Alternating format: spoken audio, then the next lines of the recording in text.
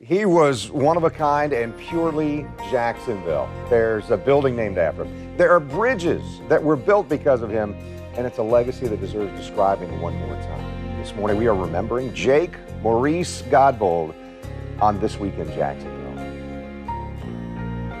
Jake Godbold passed away very suddenly this week. Very quickly, though, came the flood of memories. And so joining us for our entire show today, men with great memories to share. Former Mayor Alvin Brown is with us, author and attorney Chris Hand, and Channel 4's main news anchor Tom Wills.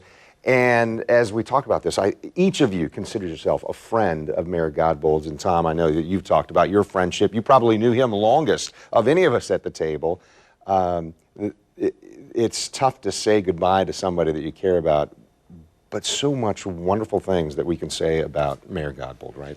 I covered him as a reporter for 45 years. He was my friend for 40 years, and I just talked to him this past Sunday, and I'm grieving that I'm not going to be getting any more phone calls from him. Yeah. And I've been reminiscing about all the interviews that we did. I probably interviewed him more than any other reporter in Jacksonville, I'm happy to say. And the hardest thing about interviewing him was he started telling me stories before I got the camera turned on. Please, Mr. Mayor, slow down. Let's get the camera on here so I don't miss any of these.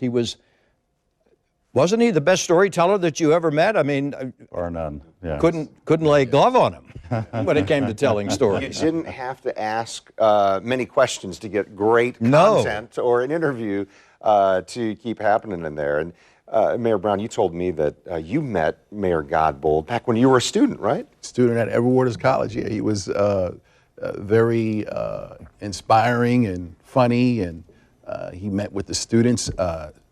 Senator Betty Hosendorf brought him to Edward Waters College, and from that moment on, we've been friends. How did you make that connection or that relationship? Because you said he wanted to invest in young people, right? Absolutely. He believed in empowering young people. He knew that young people were the future. He created jobs, summer jobs for young people, and I really appreciate that. And we always stayed in contact and built that relationship. You know, when I think about Mayor Godbold, you know, he was a visionary leader that inspired generations of young people, and I'm very thankful for that. Yeah. Chris, I know that you served as Chief of Staff for Mayor Brown. How and when did you get to know Mayor Godbold? Ken, I've known him well for about the last decade, but I really felt like I got to know him when I was a kid, growing up here in Jacksonville in the late 1970s and 1980s when Mayor Godbold was in office. And he had that special touch that even if you didn't know Jake Godbold personally, just by being in the very city which he led, it was very easy to feel like he was a friend or in some cases even a family member. He was that talented and that authentic and genuine in his love for Jacksonville and his caring about the community and his reaching out and making every citizen of Jacksonville feel part of the solution. So I really feel like I've known him almost my entire life, even though I've just only known him well in the last decade. Yeah, so what was it in the last decade that got you closer? Serving in City Hall, right? Correct, and also in the 2011 mayoral campaign, got to know him well in that situation, and he was just an incredible source of advice, of counsel, of historical perspective. I had the great privilege of interviewing him for the book update I just wrote, the 50th anniversary update to A Quiet Revolution, and his insights historically and otherwise on where Jacksonville has been, where it could be going, were just unparalleled. And I just consider myself extremely fortunate to have known him. If you were going to sum up his years as mayor in just one word, which would be a challenge, but if you just had to pick one word, it would be excitement, because there was constant excitement. The Jazz Festival, Metro Park, not to mention the Jacksonville Landing, which people in Jacksonville had never seen anything like that before. The fudge place that was on the first floor, the food court that was upstairs, all of those stores. I mean, it was such an attraction to downtown Jacksonville, and he was so proud of it. And I think the thing that was a driving force, he grew up in the Brentwood projects, and he felt that Jacksonville had an inferiority complex, right or wrong. I happen to agree with him. I think it did have an inferiority complex in those days, and he was determined that he was going to make Jacksonville feel good about itself. And by gosh, it started, we did start feeling good about ourselves. Yeah, people who grew up here, or like me, a transplant, and you say, this is home, you've got a certain amount of loyalty that you feel. You don't want anybody talking bad about your place. certainly that goes for everybody who's ever sat in the mayor's seat and said, I'm leading this city. He was especially so, right? You couldn't say a bad word about Jacksonville, get away with it around Jake Godbold, right? Absolutely. You know, he loved this city. He believed in this city. His authenticity about his love for the city, I call it unconditional love. No matter what, he would tell you what he thought about an issue. But it always came back to, it was all about Jacksonville. You can agree or disagree, but you would never question his motive. He was always true to the city. And, you know, that's very rare these days. If you think about what's happening now in this country, not only in Jacksonville, but around the world, you know, he was a true leader. I would say he was fearless, feared no one, and he fought for those who were voiceless, hopeless, and homeless, those who live in poverty and despair. He was the champion of the ordinary people. I like to say, you don't have to be a part of Club 500. Those who are wealthy, you know, can write a check for $1 million. Jake's voice and passion and conviction for this city just spoke volumes. Just a moment ago, we saw a video clip, one of my favorite scenes of former Mayor Godbold sitting upstairs in the Channel 4 conference room when Paul Tagliabue made the announcement that Jacksonville was getting an NFL franchise, and he broke down and wept because his dream was coming true. You think of the audacity of pursuing an NFL franchise, and he got a lot of criticism for that. People forget the criticism. There was a newspaper cartoon of him in his undershorts, and he was referred to as Mayor Jock because, what are you, crazy? I mean, you're giving away the city. All these other NFL teams are using Jacksonville. There he is again. He's watching Deborah Giannolis and Rob Sweeting make the announcement. He's on the telephone. He's about to hear. Jeez. Think of that. And remember, everybody thought we're not going to get a team, even up until that moment. Sam Kavaris had just broken the story moments before Tagliabue made that announcement that Jacksonville was going to get the franchise. That, of course, is Cold Fever. Yeah. There's the Channel 4 helicopter. Yeah. Shameless plug on my part. You were there, right? Hey, so one of the things that is amazing about him is, as you pointed out, Tom, it didn't happen right then. It didn't happen at Cold Fever. No. It took 14 more years or whatever it was. Ed Austin was mayor. Ed Austin was the mayor who got to fly home on Wayne Weaver's plane and be greeted by the huge crowd. And Mayor Godbold was never jealous, never envious. He was so happy for Mayor Austin, for Wayne Weaver, and most of all, for the average person, Mr. Mayor, here in Jacksonville, who he knew the quality of life was going to be changed for kids who grew up here, like you. Right, right. Yeah. Well, he made an impact that we're going to keep talking about. We've got to take a short break, but stay with us as we remember Jake Godbold on This Week in Jacksonville.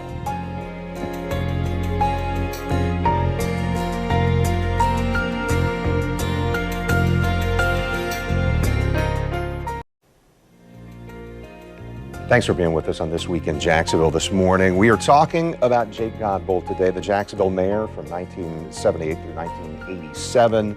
He passed away this past week. Alvin Brown, Chris Hand, Tom Wills joining us. And among the priorities for him, as we've heard as mayor, and even after he left office, because he stayed active in politics once he left office, that priority would be downtown. And Mayor Brown, you said that he communicated to you, you should make it a priority too, right? Absolutely. You know, when I ran for mayor in 2011, you know, Jake Godbold jumped out there and supported me. And one thing he was happy when I was campaigning about making downtown a destination and not a pass-through. And so when I became mayor, I focused on downtown. We created a downtown investment authority. And we made sure we wanted more people living downtown, working downtown. It should be the center of gravity. You know, in 1986, downtown used to generate 18% of our tax revenue. So he knew the value and the power of downtown. It brought people together and it improved the quality of life. So he was very happy when we got Everbank at the time, now TIAA, to relocate downtown, build more housing downtown. We made it a priority.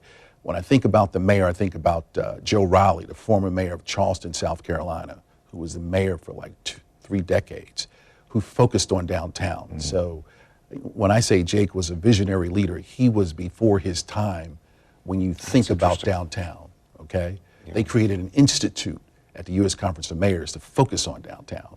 And so Mayor Joe Raleigh of Charleston, South Carolina, and Jake Godbold are the pillars who created a vision for downtown. Well, you know, as you talk about him telling you, decades later, after he's been out of office, you should, this is important to me and to all of Jacksonville, you should focus on this. I've heard other mayors, I heard John Delaney saying this week that when policy issues would come up, you might take that and pass it through and say, Mr. Godbold, what do you think about that? Right. Is that the case? Have you heard that as well? And not only that, but he really believed in downtown. You know, he saw downtown as a way to bring people together, to celebrate the city, to make it an economic engine. Whether you live on the north side, the west side, the south side, or the east side, it would be a draw. Yeah. And he understood that. And I think he had a good team of people. The other thing we don't talk about was he had the Mike Talberts, the Martha Barrett, the Denise Lee, the Rick Catlett, Don McClure, who ran the city from Kentucky. He was from Kentucky. So that was his guy. So he had a great team of people who were loyal to the vision. Yeah. And I think that's also important because it talks about his judgment. Yeah. Bringing people on who have the same passion and commitment and love for the city. Hey, Mayor, I'd like you to talk about it. We should all talk about this, but one of the things that has been out there in these several days since he passed away is that he had a commitment to diversity as well. The people that were involved in his administration. Absolutely. He wanted his administration to represent the community. And I'm so proud of that because it inspired young people. He always said that if you can get a guy from Brentwood who grew up in public housing, you can make it too. And so, you know, it speaks to me being raised by a mother who raised 5 kids, worked 2 jobs, didn't go to college. And so I'm very fortunate because I'm the guy that benefited from his vision. You mentioned Senator Holzendorf. Betty Holzendorf was an aide to the mayor. Absolutely. Betty Holzendorf, Martha Barrett, you know, many people. Al Yates. So I think it shows that, you know, diversity and inclusion is important, and we're better when we're united together and not apart. You mentioned former Mayor Delaney. One of them, he never took anything personally. Okay. We used to do a segment here on Channel 4 at the very end of the 5:30 news after we went independent. We called it Ask the Mayor. And it began with Mayor Austin.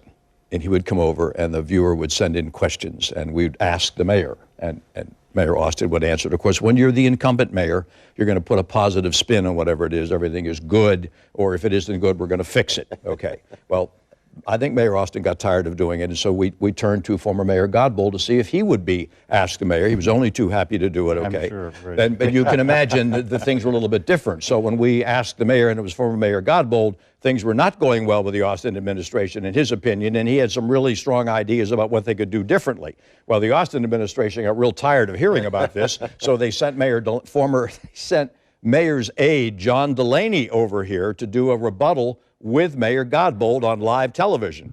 I thought the two of them were going to come to blows, okay? Hammer and tong, they're going at it. I'm the referee. I got to part these two so we can start the 6 o'clock news. So Deb and I do the 6 o'clock news. The news is over. I come out of the studio. Delaney and Godbold are still out in the lobby, hugging and kissing, like they're just like old friends. There's no more fisticuffs going on or anything like that. And of course, this is before the two of them ran against each other, and Delaney won and became mayor. And that's when I learned politics is not personal. It's politics. Well, it shouldn't be. It shouldn't be. Well, it wasn't with those two. It wasn't with Mayor Delaney, and it wasn't with Mayor Godbold. Chris, with your expertise and what you've been writing about and knowing about consolidation, what was his impact on this consolidated government that we've had more than 50 years here in Duval County and Jacksonville? Well, I think he epitomized more than any other the strong mayor system and model that we have here in Jacksonville. The consolidated government was designed to have a strong mayor who had a large bully pulpit to set the vision for the community. And Mayor Godbold was nothing if not visionary and really used that strong mayor model. But the other thing he did, and Kent, you had a show in 2017 about this, and he talked about it in the 2018 mayor's panel at Jacksonville University. He was passionate about consolidation, the benefits of consolidation reaching the entire community, and was very concerned about promises that had been made in the 1967 consolidation campaign that to this day remain unfulfilled, whether that's replacing septic tanks with sewer systems or paving streets or building sidewalks. He was very passionate about this, and frankly, Kent, I can't think of a better way to honor his legacy than for Jacksonville to step forward and fulfill those unfulfilled promises of consolidation going forward. Yeah, that would kind of be in his honor, right? That's right. And we're going to wrap up this segment in just a moment, but amazing to me, just getting to know him in these last few years, that even at that age, even in his last days, he was still fighting for what he believed in and still willing to have a very strong opinion about this is what's right. It reminds me of that Dylan Thomas poem, "Do not go gentle into that good night, rage, rage against the dying of the light." I don't think Dylan Thomas knew Jake Godbold, but he was certainly writing about him. Boy, that's for sure, Chris. Yeah. All right, so let's do this. We're going to take another short break and we'll come back, but stay with us as we continue to remember former Jacksonville Mayor Jake Godbold here on This Week in Jacksonville.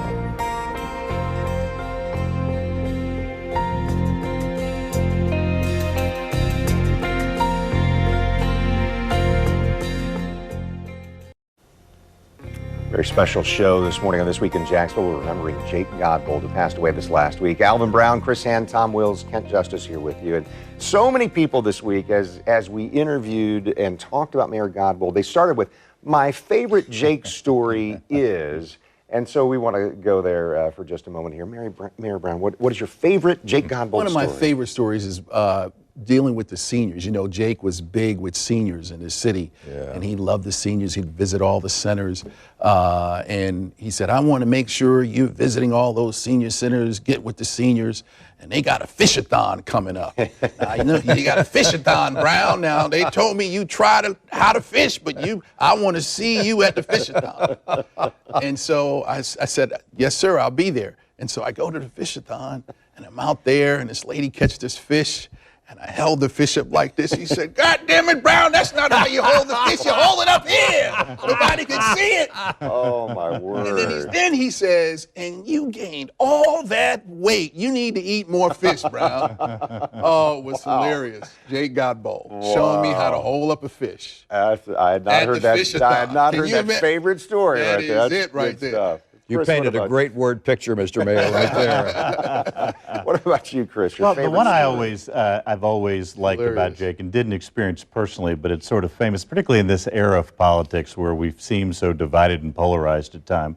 When he was elected in 1979, his final opponent was a state senator named Lou Brantley, hotly contested election, and divided. And so there were folks in the business community and otherwise who supported Senator Brantley over Mayor Godbold. And the day after he got elected, he called the folks who had supported his opponent and said, well, we're all on the same team now. I want to figure out how we work together.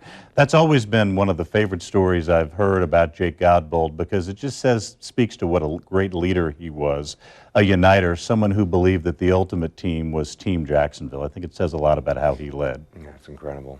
Tom, we're saving the best for last.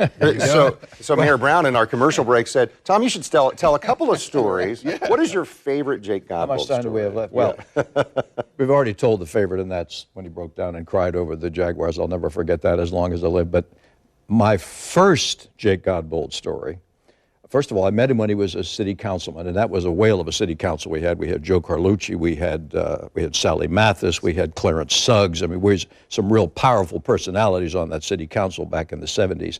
But after he became mayor, he went up to Washington, D.C. to lobby the Reagan administration for money for the People Mover, as we called it back then, the Automated Skyway Express, and Channel 4 sent me up there to cover the mayor.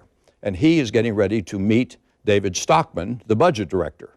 Now, I don't think anybody knows who Jimmy Carter's budget director was. I don't think anybody knows who George Herbert Walker's budget director was, but everybody knew that Ronald Reagan's budget director was David Stockman because he was outspoken, he was controversial, he was a figure in the administration, except Mayor Godbold kept referring to him in interviews with me as David Stockton. Mayor Godbold was pretty good with malapropisms. Well, I'm not going to say to the mayor of Jacksonville, excuse me, Mr. Mayor, his name is really David Stockman. It's really not my job. It's Martha Barrett's job or Don McClure's job. Well, I don't know what Mayor Godbold called David Stockman when the two of them met. All I know is that when Mayor Godbold came out of the meeting, he had the money.